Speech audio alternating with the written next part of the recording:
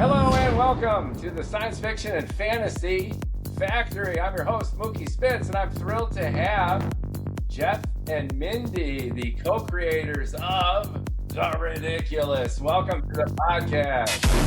Thank you so much for having us. And you guys are a couple. You guys are married. You guys are co-writers, co-franchisees. How does that work? You guys fist bump and do stuff together? How does it shake out? And funny, the first time I met Mindy, like our first official like kind of date-ish, I told her about this book series, and I knew it was going to be something that would connect us too. In fact, even one of the characters in the story was written, and it's pretty much Mindy. She stepped into that. But yeah, and he told me about that the first time I met him.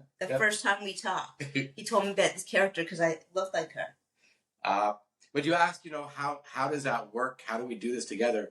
We've been working together for over 25 years with, Wow. In the book series and in the other things that we did, which was really launching a whole movement around fitness and wellness and empowerment.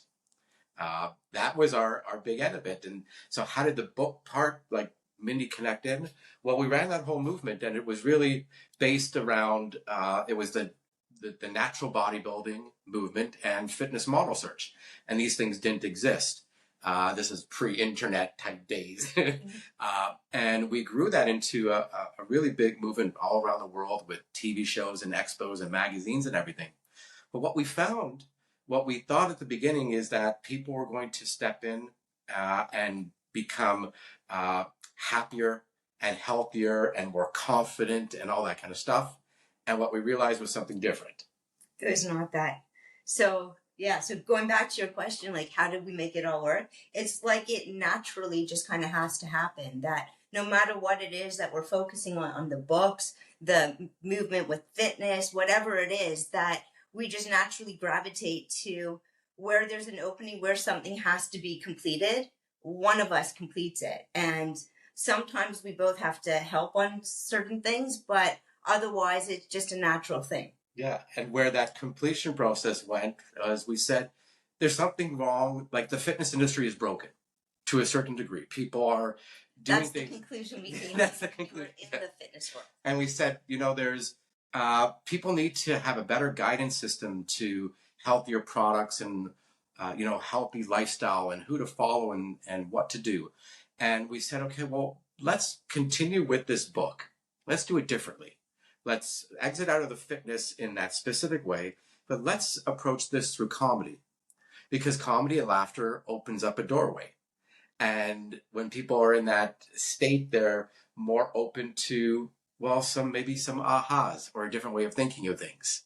So we layered the book, and this is where we came in it together. We made sure that we layered the book with enough meaningful messages distributed through the laugh out loud content so that the end result is to help people feel good, and then that is expanded further. But it's always been us together.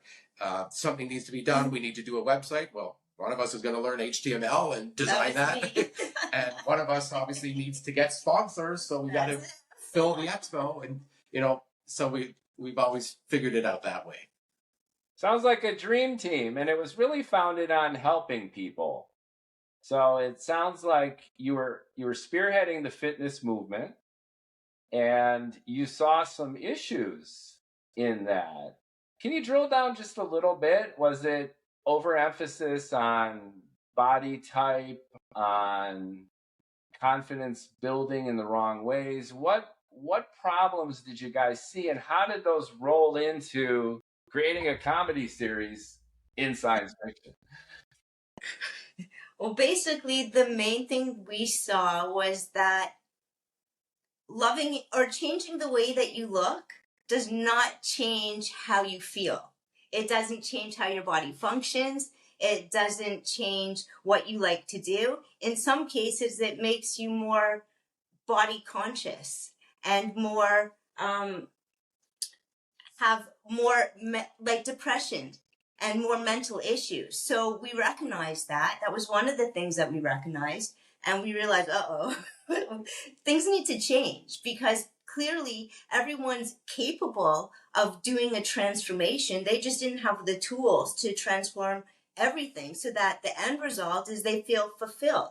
They're more happy, they're more confident, and they're doing the things that they're able to do, discovering actually their talents, like pursuing passions, dreaming big, doing all those things. So we recognized that it was narrowly focused and focused pretty much solely on appearance. Yeah. That was one thing. And people, you know, specifically in the fitness end, where you're being judged on your physique.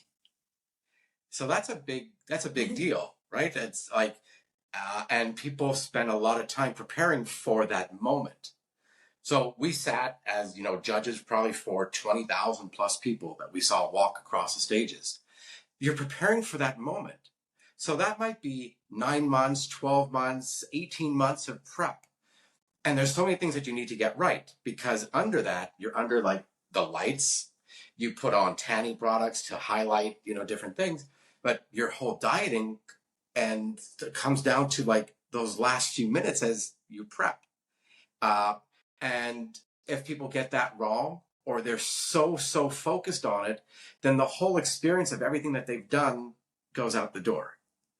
And we just really wanted to make sure that people captured that journey, because it's more than just that moment on that stage. It was, who did they become in that process? Who did they empower? How did they feel? And that's where we just felt like it was going so much just to, what do I look like? And how do I make sure I look like that? And how do I eat, you know, in such a way that will keep me like that, but that everyone around me won't want to eat with me because you can't eat anything. But that leads to all kinds of other things that sort of are eating disorders. It leads to the mental health side of thinking that you always need to look this certain way. Even the point, you know, we've had these talks many times of people who are working out. So when you're going to work out in the gym and you're going to do a bench press and you're going to press that through, what are you thinking of? Are you thinking about like water exploding up and you're pressing this, or mountains? That could be a good thing. That's a good thing. But a lot of people are thinking about horrible things that are going to push them through that. That's what you're building your muscles and your body and the muscle memory and all that kind of stuff with. So we just found that there's got to be a better way to do it, and that there's got to be a better way to connect brands that are showcasing stuff that are going to help people, to do it in a way that is authentic, that's accountable, that's transparent. And we said, well, let's dive through comedy, because everyone gets comedy. Most people don't like to be told what to do, but if it's in the form of a joke that makes you stop and think, well, maybe you'll think long enough. Maybe not the first time, maybe you need multiple, repetitions of it. But that's where the doorway opened up on that end of it. So if self-improvement was the goal all along, you saw it as one-sided. We're improving ourselves, at least aesthetically and externally, but what about the inside? And you felt that that was lacking, and the transition to comedy, making people laugh and doing it in the way that The Ridiculous does, having read it and checked it out, I can see where these themes come together, which is it's introspective, it's zany, and it looks at oneself through this humorous lens and looks at the world as a crazy, wild place. But at the heart of it, there's values and there's things that we could learn, and there's a growth, which goes beyond just pumping up and looking good and acting sharp. Is that the intent? Because I think you guys got to where you wanted to go. Yeah, the first step that we had on that journey was we said, well, we've got to make people more aware of that it's more than just the body. So we had a whole initiative called Body Proud. And the premise really about Body Proud is, body, mind, heart, spirit. But it was to focus on the journey of who you're becoming, and, that transformation. It's like taking an action where you can actually feel body proud in that moment. And then multiple of those actions lead into the feeling of body proud. So, what we did is we had the North American Championships. So we had hundreds of athletes, and we said, well, let's do something different. On the Friday night before the event began, we said we're going to invite anyone who wants to come on stage and be part of a Body Proud showcase. We had no idea what it was going to be. We said it would be interesting. We had some idea. We said, hopefully we're going to have cool stories that come out of this. So we invited media, we invited all our brand partners and people connected to it. And we asked people to come up, and they had 2 to 3 minutes to share their story. It was the most incredible experience. Powerful. Because you had these, so you have a guy who's stepping on stage that's, big bodybuilder, and he's in that moment, because they were just told before what it really meant. They stepped on stage and shared what Body Proud meant to them. And like their story of like maybe being bullied and like in tears on stage, one after the other. And it was such a moving event. And we realized, okay, well, that's really what gets people really going. It's not being told, oh, you got to get in shape or you got to do this. It's what is motivating you? What was your story? What was the end goal behind that? Being recognized, giving them that moment for that spotlight. And that's what we said. If we could do that in a book series, that's well beyond just the fitness market. This is something that could help people who are dealing with isolation and depression and all the loneliness that people experience online. And let's connect them through that, but then let's create it in such a way where there's participation. Let's get people really, really, really engaged. And we've been talking about this for years, but we needed the system to do it. Someone who's working with us, part of the team, is a behavioral scientist. And he developed a system called the value reinforcement system. That's a patented technology. And the whole idea is to being able to give people pathways of things that they can do, create, do, experience, and then have a recognition process through that. And then help guide them to become, that better person that they want to be. And that's what we said we're going to employ on a bigger basis into the ecosystem. I want to add one thing, that when we were talking about the fitness world, the one thing that brings it all back is that a lot of people in the fitness world, although the focus was primarily on appearance, many people went inward to discover more about the body, how it functions, how you can make it feel better. People went on to develop great products, make great discoveries. And now what happens in the book, we're alluding to these experiments that people could take to discover what actually helps them feel better, what actually improves how they function. And the people who we're directing them to, a lot of them are going to be the experts who came out of the fitness world, because they're the ones who went inward to self-discover. It sounds like you took what ostensibly was a bodybuilding championship or some kind of performance, and you gave them a mic and you gave them 2-3 minutes just to open up. So yeah. Bodybuilding combined, let's say, with The Moth, when people come up and then they do true confessions, they tell stories, and the light bulb went off, that's the missing link. We're so focused on building ourselves up physically, physical fitness, maximizing our physical health potential. But what's missing is the inner story, the inner healing, the inner release. And then it sounds like you've combined all of this into the ridiculous franchise. So you've got storytelling, you've got comedy and humor to open people up. You have this reinforcement system that you've described. And you even have an opportunity for people to co-create with you on the website. So can you give people an overview and maybe start with the books, because they're more familiar and tangible. You have a trilogy that's out, 3 books. They're available on Amazon too. They're a zany comedy sci-fi adventure written in nice little chunks of fast-moving prose and witty dialogue, very entertaining and a fun read. And interwoven with all that, you have created this reinforcement kind of ecosystem. So it's a very unique approach to healing, to betterment through comedy and science fiction and this kind of system. Can you take us through it? Yeah. Well, number one, the reason, science fiction was chosen as a genre for this, it was inspired by Hitchhiker, so there's an obvious. But science fiction also allows you to imagine and be accepting of that imagination. And it allows you to be more childlike and explore. The co-creation part, so I'll talk about that part first, and I think you'll probably talk about the experiment part thing, but whatever. The co-creation part was really important to us because we said, what if we do this in such a way where we don't fully describe what the characters look like? We hint at certain things, but let's put this out as a challenge and let people draw those characters.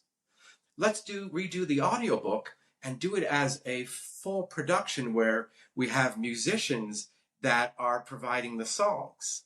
And we provided the lyrics. Yeah, let them provide the tunes and have the fan community audition for roles on the audiobook. And then let's take that even further to the illustration side, because we're now in talks with different studios of taking this to an animated series and building that. So if we created this co-creation, then we're giving people that ability. A lot of people think, I would love to write a book, or I'd love to do, but I don't know where to begin. I don't know where to start. Well, what if you just start with a story? Just submit a story of something that you found from the book, something ridiculous, something that you want to add to it, that you took from it. Maybe you're an artist, but you haven't had that vehicle out. Well, there's an opportunity. And then for all those participating, there's the visibility, because these will be used on trailers and for producers and studios and social media. And it gives people another opportunity, and then an opportunity to interview them and put those interviews on the audio book, and, give people that way to express themselves, either from the help or the creativity end of it. The whole notion of the experiments are to get people to maybe stop what they're doing that may not be making them feel as great as they are, and get outside and go do something. Go in the real world, get offline, do something that you might think is ridiculous on the first time that you think about it. But if you do it, you'll probably feel great. And then go and share that with other people. Kind of like that whole ice bucket challenge, but in a positive way, and get people going with it. Our message really is, if you were ridiculed for it, then that means somebody didn't understand.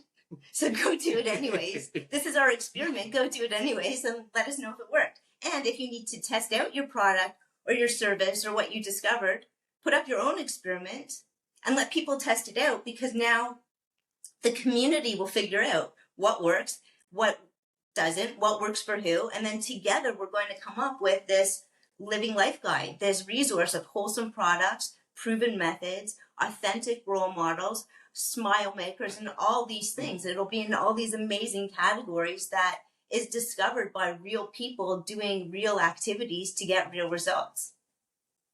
Like a co-creation platform of ridiculousness. So you mentioned several touch points here. So there are the books, which tell the ridiculous story. There's the audio book that's there that people can actually participate in creating with you. And then there's these experiments where they can apply some of this holistic healing and growth and inspiration in their everyday lives. Yeah. Those sounds like the key touch points.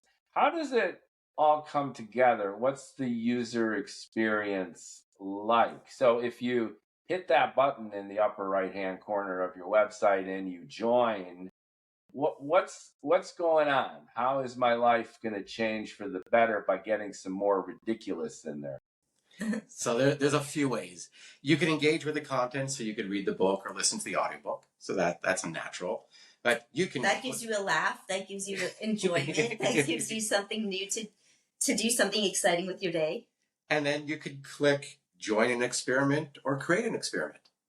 And then very simply choose something that you want to do, go out and do it, share it on social media, use the right hashtag, tag someone else that you want to inspire with it.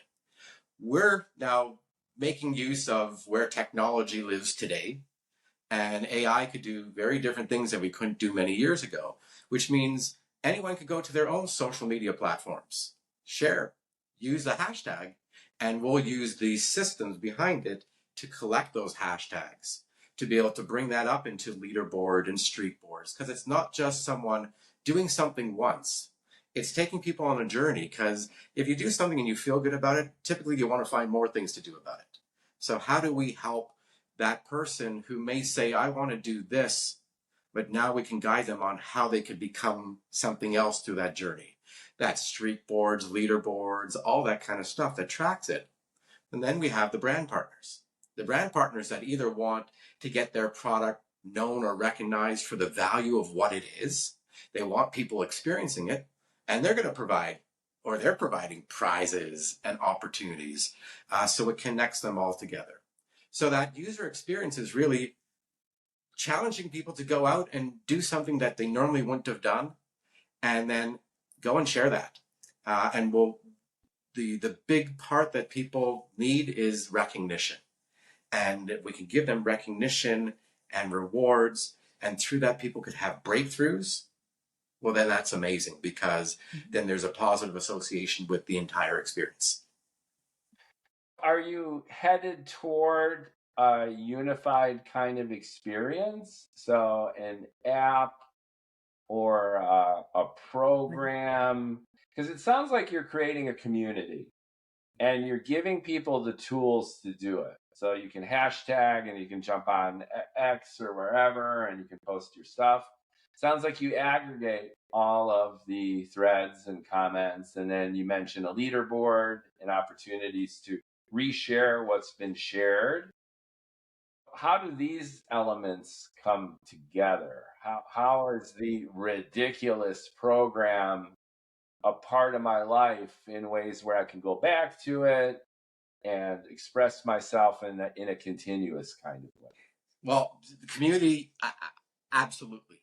Where this is going with the audiobooks and the books is, yes, we've gone to book 3, and book 4 and 4.2 are really books that are from the community. It's the stories, it's the results of these experiments. It's the brands that are integrated, but not just because they paid money.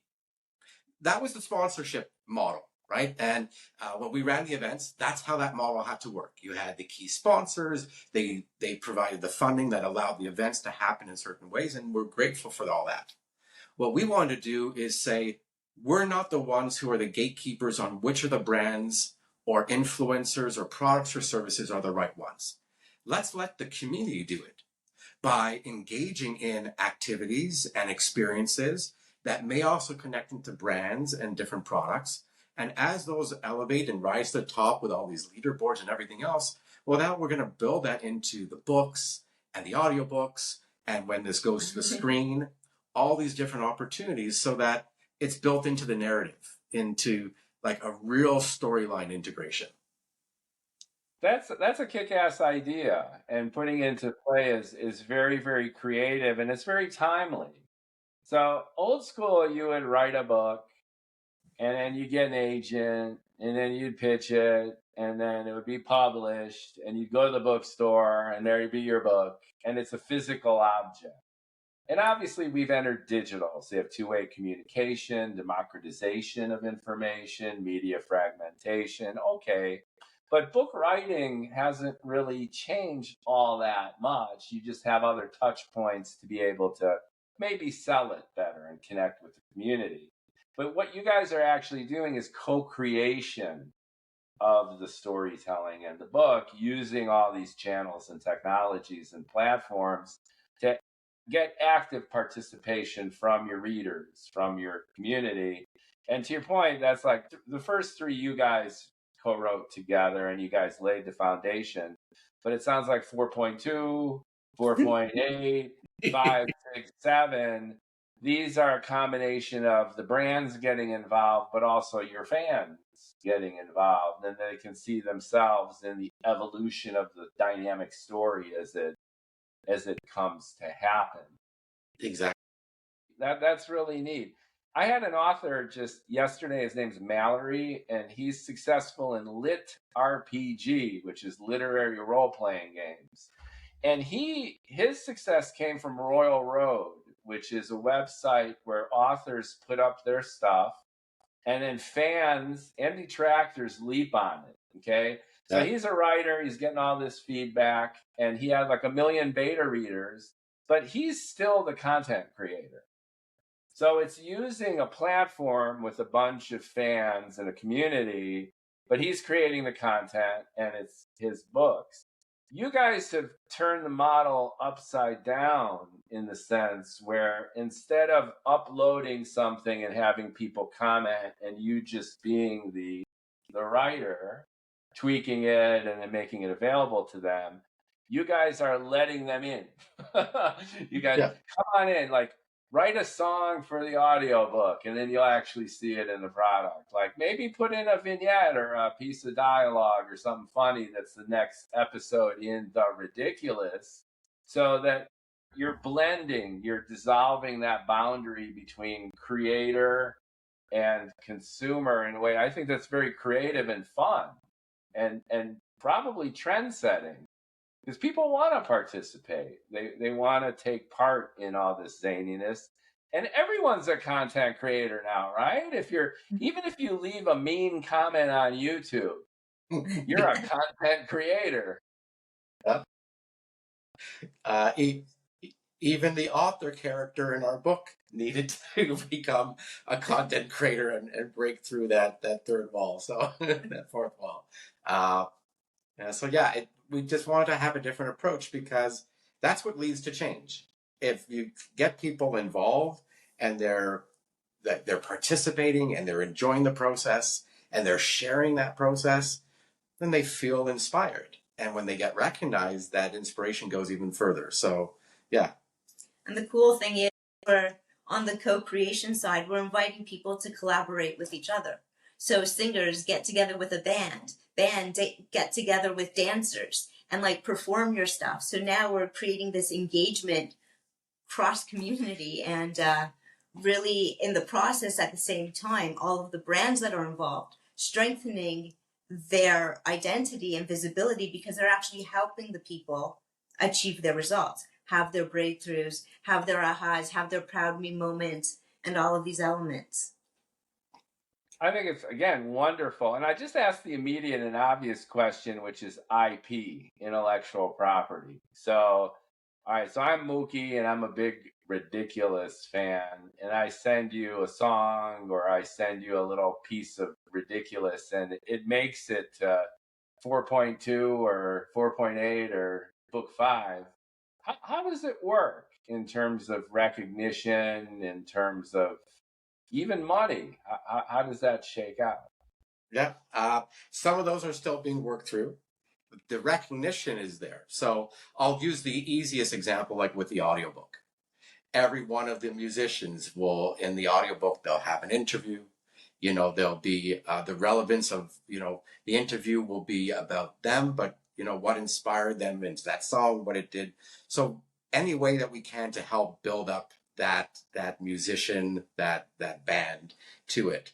And then that will extend in everywhere it goes. As far as that then leads to live events, it leads to invites to all kinds of different opportunities. Those musicians or those key songs, the one who comes up with a theme song or so, well, that's going to be used in the trailers and that's going to be shown to any of the studios when they're saying, okay, now let's go that next layer with it. Same thing's going to be in the book. So we will have the book set for the first 3. That book set will have additional content. in that there'll also be content from all the people who are participating. So it's really an exposure and recognition. Where do you see it going? So you mentioned like it's every writer and creator's dream to have Netflix knock on their door and here's a contract for a mini series. Thank you very much. But how do you see it tactically working out? Because you have the book series and you've got the recognition program, you've got your experiments, you've got your website is pretty much the digital hub. Where do you see it going? Because it has platform potential. It's kind of its own social network. It's a combination of like social network, Slack in terms of content and commenting. I mean, obviously the sky's the limit, but when you're thinking this thing through, what does the ridiculous look like? Phase 1, phase 2, phase 3. So our first thought or our first process was let's prove the concept with the book and let's get the book established. And we very, very specifically said, okay, let's just work on Amazon so we can monitor and engage with those algorithms and stats and see how that goes. And we said, well, we're not going to do much marketing. We'll do some tester marketing on keywords, but we're not going to do marketing until we're able to when we're in the position to scale it. So through those campaigns, we sold thousands of books.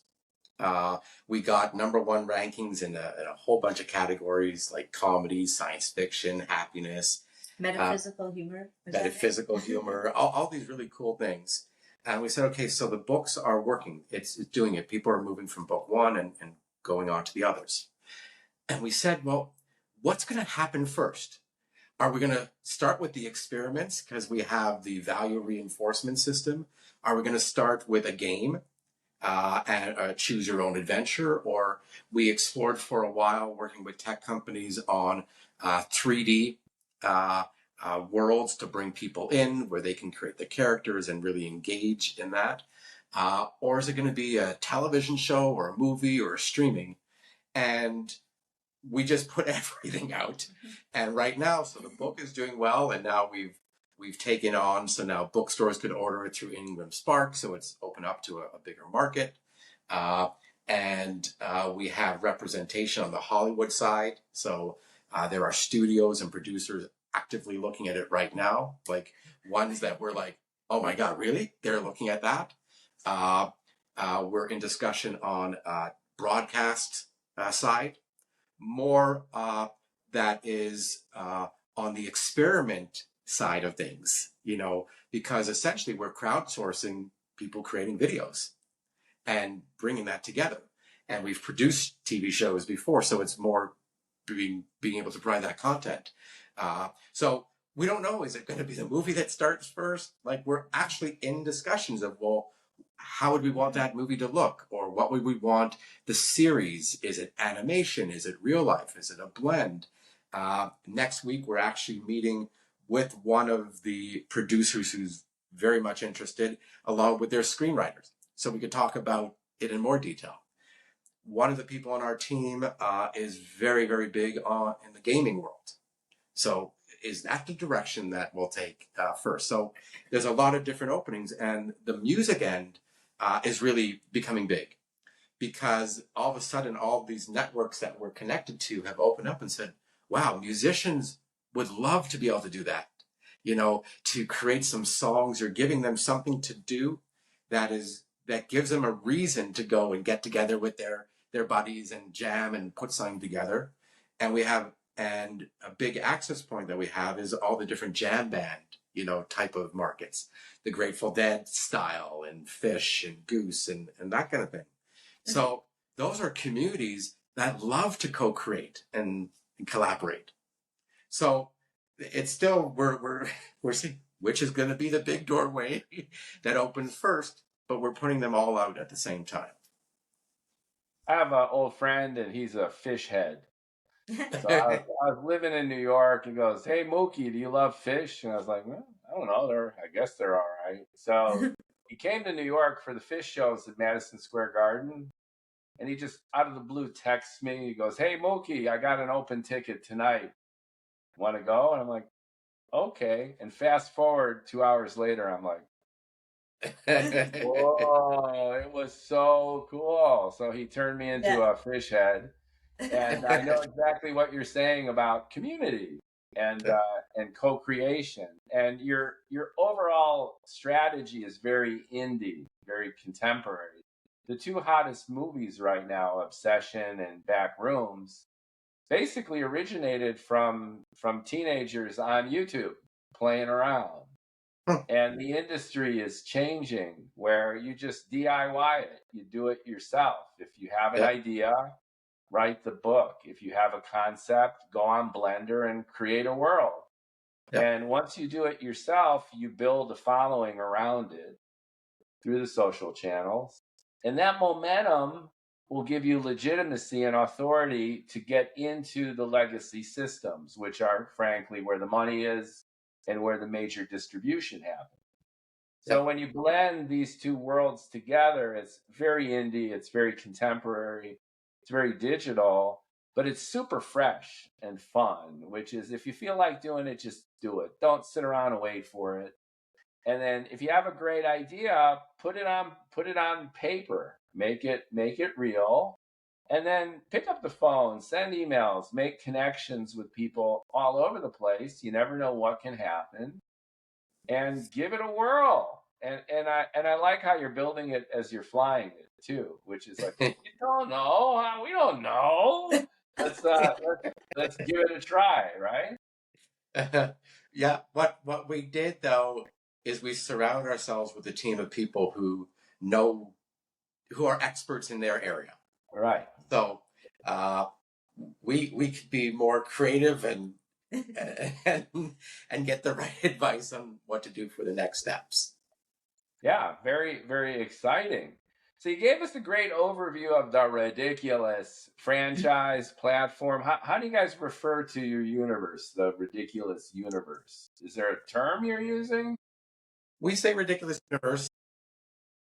We haven't fully branded it, but we say do Ridiculous or Ridiculous Universe. You know, We got a pretty good flavor for all the different touch points. Let's talk for a second about the core content itself, which is the 3 books, how it got going. When on first blush, as I mentioned, it's written really staccato. So you've got quick sentences. Sentences don't go long. It's like boom, boom, boom. It's like Axios.com. I personally find this very relatable. I wrote my science fiction book in 3-line paragraphs. So when I was checking out your book, I was like, yes, this is fresh. It's fun. It's contemporary. People don't read like they used to read Dostoevsky or Tolstoy. It's gotta be quick, right? In bits and pieces. You're doing this, you're doing that. We're used to doom scrolling, and your narrative is fast like that. It's fun and fast, and your dialogue is like that too. How'd you guys arrive on that staccato prose style? And it does fit the themes and motif of the book too, which is zany, and to your point, ridiculous, which is things are happening. Yep. Great question. So once we brought a team together, they said, okay, the first thing is really, really identify who our audience is for the book, which that was like a 4-month process of really getting that down. And once we made that determination, we said, okay, let's go back to how we've written the book and let's make sure that it's matching for the audience. Because like you're saying, that a big part of the audience wants very fast content. They want little bits that they can easily share a post, you know. Right, that's the other one, shareability. They could tweet that. I'm actually reverse tweeting my whole novel on X. Oh, really?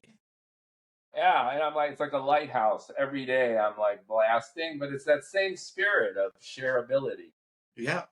And well, we saw there were 2 really big audiences. One audience is those who, love the sci-fi comedy type element, or Hitchhikers, or Red Dwarf, or Discworld, or any of those relatable things. And we ensured what we kept, the style of that.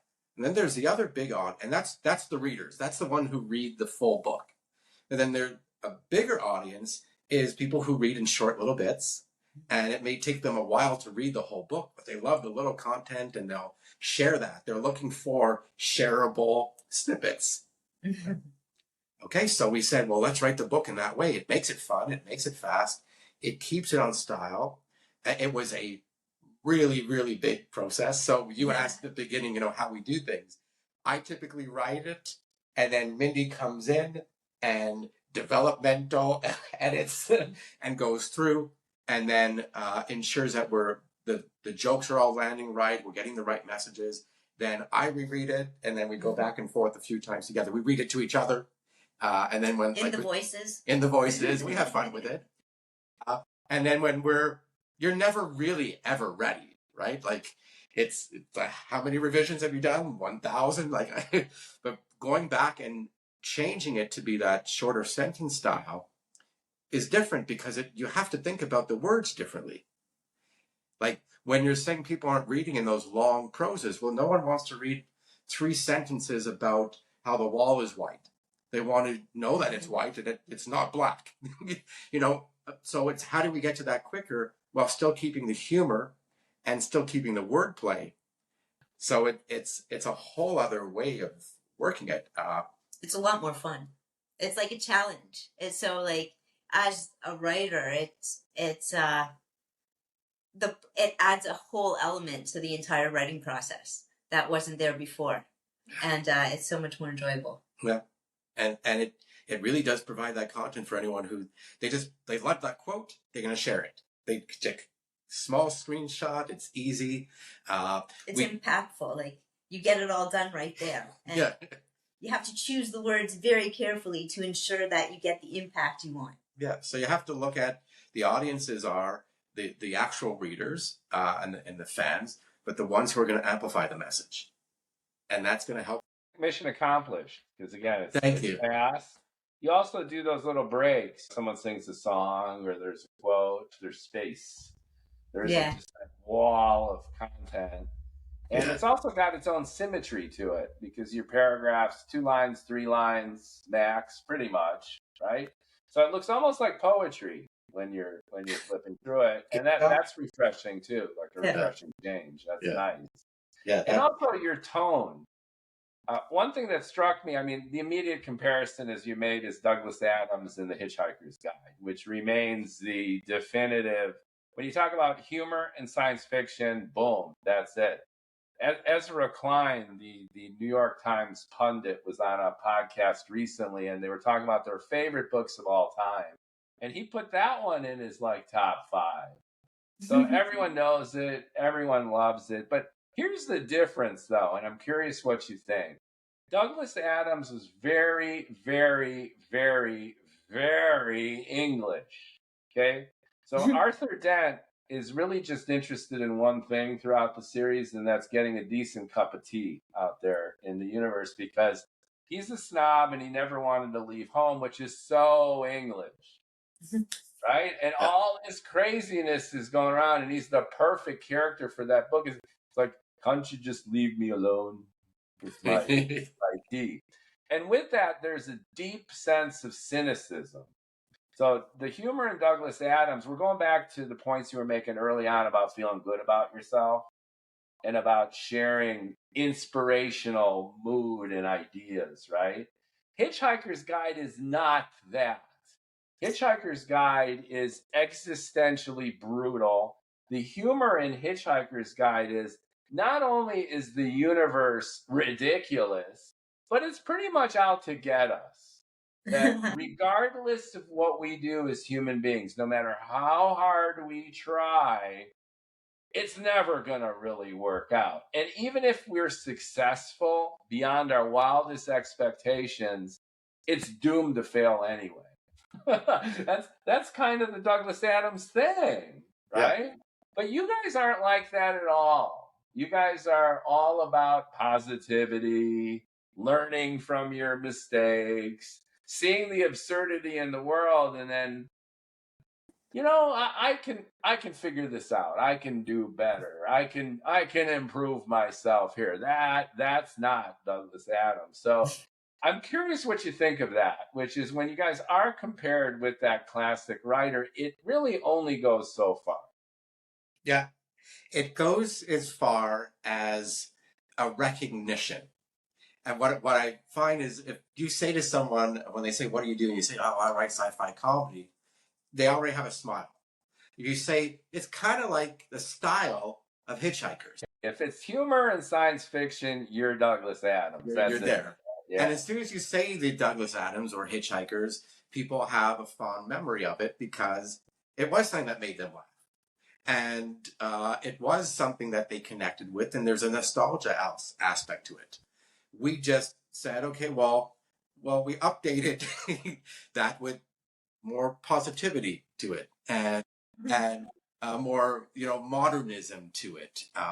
We kept the style of humor, the style of wit, and that kind of feel to it. But that and that was great the way that you looked at it. And a lot of people say the same thing. It's like Hitchhiker's Guide to the Galaxy, but there's like other things, Well, there's hope in it for starters. Yeah. There's very little hope in Hitchhikers, except we laugh at how ridiculous everything is, which is just very English. But there's really no attempt at learning anything. The only thing that you learn in Hitchhikers is how funny it is to be meaningless. Yeah. So in that sense, you guys bring nice contrast to it, and you springboard off of it. Yeah. And there are other humorists in science fiction. There's a few others. Even Stanislav Lem was funny in his own way, and there's a bunch of classic science fiction writers. Heinlein every once in a while is kind of funny. Yeah. Even Arthur C. Clarke. But for the most part, they're more serious sci-fi storytellers, and it's great that you bring all these elements together. Thank you. If I wanted to get a piece of the ridiculous, readers, viewers listening and watching, where's a great place to start? Because you have all of these things to do now. So where should they start? Should they pick up book 1 and get into the story? Should they try a personal experiment? Should they register for recognition? Should they try to create a song? There's a lot going on here. Help them along. Yes. The answer is yes. But, doridiculous.com is the website where everything's there. Info about the books and the characters and the different book series and the audiobooks and the different experiments and all the things that people can do. The book is on Amazon, on Kindle Unlimited, and Audible. And you could pretty much walk into any bookstore and say, hey, do you have The Ridiculous? And if they say no, they can simply order it in, from the book suppliers, because it's now in that network. So we see that expanding there. But we want people to participate, whichever entry point is best for them. Some it will be the book. Some may do an experiment and never even know that there is a book, and then there's a book, and they'll come in that way. Yeah, that's another cool aspect, which is this multimedia, multimodal focus on stuff, because your mission is to make people feel better. That's how it all started, right? And you were trainers and judges in bodybuilding and workout, and then you expanded your horizons. But the mission hasn't really changed.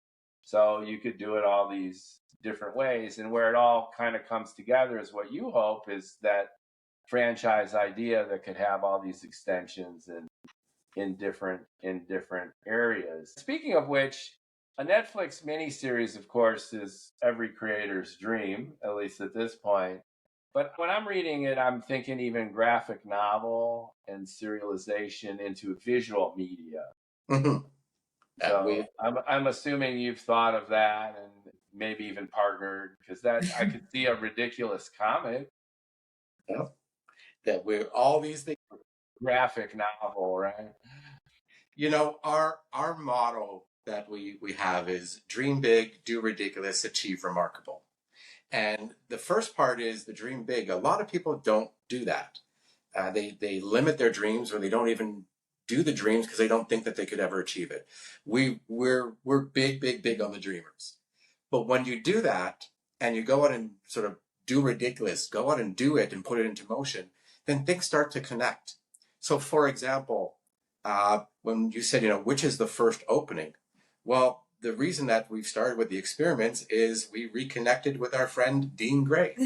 And he happened to get a patent on this behavioral system that he designed after traveling all around the world and meeting with people one-to-one in communities and understanding behavior. And we said, well, he can bring that whole system in, and now we've got this value reinforcement system that's part of it. Well, that adds a credibility angle, but it gives us a reason that we could start that. So that's doing that. So the dream big, do ridiculous, then you'll achieve remarkable. We've put it out. We've talked to people on the comic book side and graphic novel side and, streaming creations, all this kind of stuff. So it's which of those doorways going to happen, but you have to put it out. And that's what we want. And the fact that we have all these people on our team is amazing because it allows the decision-making process to be more calculated. Awesome sauce. It's like live by example. And and hearing you talk about the do ridiculous and the ridiculous theme, I think it's starting to gel in my bald head too, in this way, which is whenever anyone tries to do something new, it's going to be disruptive, it's going to feel awkward, and it's out of their comfort zone. But in order for us to get better at anything, and in order for us to expand our horizons, we need to take that leap. And in your sense, with your language and your themes, it's do ridiculous because you feel ridiculous. You feel like an imposter. You feel like you can't do it. You feel like you suck at it. And all these negative feelings come to be almost overwhelming, which frankly stifle and mute a lot of possibility in our lives. And if you embrace this theme that you guys are sharing of do ridiculous, then you accept that and embrace that from the very beginning. I am going to wake up this morning and I'm going to do ridiculous. And what that means is I'm going to feel ridiculous and I'm going to do ridiculous stuff. And that automatically absolves me of guilt, a feeling of responsibility, even a feeling of accountability in terms of like getting it right the first time, because it's ridiculous. And that is unbelievably liberating. And I'm guessing that that's part of your angle here, which is you're encouraging people to be all they can be. And the best way to do that isn't your typical, wake up and do 100 push-ups and go through your list and just button it up. Okay, be your own drill sergeant. That's a traditional way of improving yourself. And you guys are saying, just do ridiculous. Try some crazy shit. You've had these dreams your whole life. Do ridiculous. Just go for it. And if you have that spirit of ridiculousness instead of this, I got to get this right, I got to be really good at this, I got to look perfect, then all of a sudden you're liberated and amazing things can happen. Very well said. And yes, exactly. It's to do ridiculous isn't to ridicule, it's to relieve. And can you imagine all of the great creations that people are going to have if they actually go for it? They say yes and they actually do it. The breakthroughs people will have, the ahas, the transformations, the triumphs, all because they decided to go for it, or because they were inspired to take an experiment that somebody put up because they noticed themselves that they had great results. Yeah, the freedom in what you were saying lies in you're being rewarded and recognized for doing that. You want to do it, so go and fail. Oh, doesn't matter. Not purposely. The person that has perfected something, it's because they did it so many times, but they failed every other time until it. Right. I did it, right? So it's like you have to accept sometimes you're not going to succeed. So share those times because after that you will. Yeah, grow from it. I love that attitude. And I think it's inclusive, it's liberating, and it takes the shackles off of expectation. And to your point, you're gonna mess up. Who's I play guitar. It took me like months to learn how to just tune it. And I felt like such a moron the whole time, like, just the D chord. And then you gain proficiency. But why put yourself through the torture of expectation and all these hurdles you need to jump, which is like, this is ridiculous. Start making sounds. Beat the guitar up, right? Like pick a hammer and start being like be creative with it from the beginning. And that'll really let out your energy in a way where it's fun from the start, every step of the way. Why couldn't it be? Why shouldn't it be? And it should be if you're ridiculous about it. Yeah. You guys are great. Thank you for doing what you do. It's a great idea. It's combining all of these elements. I wish you the best, and let's follow up in 6 months or a year and see where you guys are at. And hopefully I could, turn the smart TV on, and then there's the ridiculous mini series going on. And if it does go on, then it'll have interactive features like Bandersnatch from Black Mirror. People will be able to like influence the content while they're watching it. That seems to be a natural extension of your idea, right? Yeah. Very cool. Jef and Mindy, Do Ridiculous. They've got 3 books already on Amazon. We're going to put the link to the website in the description below. And they're constantly taking in your feedback as a viewer and a listener. This isn't just about an author writing a science fiction and fantasy book. They're putting together this dynamic ecosystem of content. They're welcoming your own contributions, and they're eager to recognize you and celebrate you for being ridiculous. Thanks so much, folks, for your time and your ideas and your great content and experience. Thank you. That was so much fun. Yeah, thank you.